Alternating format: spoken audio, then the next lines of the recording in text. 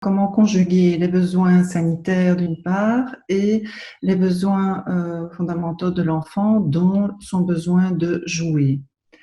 Donc, c'est une question qui me semble vraiment fondamentale, puisque le jouer est vraiment un besoin pour l'enfant. Lorsqu'il joue, au fond, pour les adultes, on pourrait penser que c'est quelque chose uniquement du côté de l'amusement, du plaisir, qui ne serait peut-être pas fondamental. Ce serait une grande erreur. Jouer, c'est vraiment un travail pour l'enfant. Il ne le fait pas en tant que tel, évidemment, mais c'est un véritable travail qui apporte au fur et à mesure de son évolution, puisque les jeux, évidemment, ils évoluent depuis le tout petit jusqu'à voilà, bien, bien même au-delà de l'enfance, on peut l'espérer en tout cas. Donc, il amène à la santé psychique, en fait. Donc, le jeu, jouer, et donc pas les jouets, c'est quand même fondamentalement différent.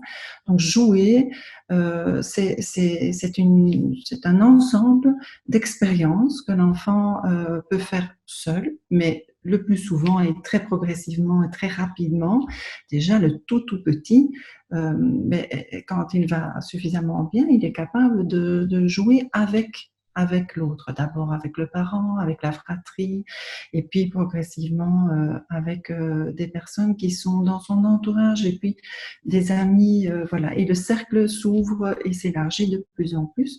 Et donc, jouer est aussi comment dire, un média qui permet à l'enfant d'aborder le monde, de comprendre le monde qui l'entoure, de comprendre aussi de mieux se découvrir lui-même, c'est ce dont il est capable, ce dont il n'est pas encore capable, ses limites, euh, à quel point il est possible parfois de tenir bon pour arriver à faire quelque chose qu'on a envie de réussir, parfois qu'on n'y arrive pas, et voilà, et qu'on finalement on va devoir attendre d'avoir grandi un peu plus pour pouvoir y arriver. Donc toutes ces choses-là, ce sont des éléments fondamentaux que l'enfant prépare pour sa vie d'adulte. Donc, ce sont toujours finalement les mêmes choses qui reviennent tout au long de notre vie et qu'on expérimente dès le tout jeune âge à travers le jeu. Et donc, l'école,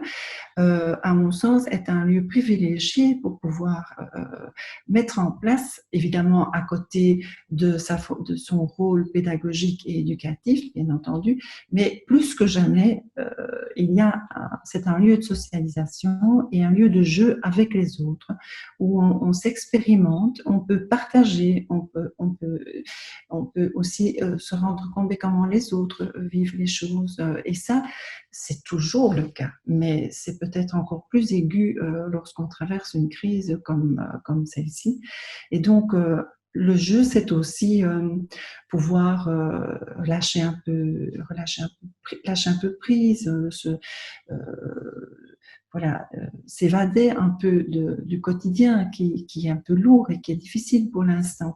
Donc, toutes ces facettes du jeu me semblent nous mettre devant le fait que c'est fondamental de veiller à ce que l'enfant ait la possibilité de jouer, et pas seulement de jouer tout seul ou uniquement avec son parent, de jouer avec d'autres dans un cercle social élargi.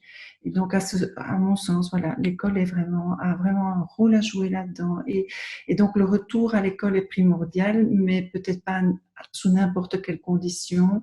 Et il faut mesurer l'importance, bien sûr, des mesures sanitaires à mettre en place, mais pas avant tout le reste. L'enjeu de socialisation est tout aussi fondamental, et donc il faut peut-être relativiser aussi à certains moments les enjeux sanitaires, et pouvoir permettre aux enfants, par exemple, de jouer ensemble sur un cours de récréation, à l'air libre, de manière un peu comment dire, en dehors de toute cette pression sanitaire actuelle.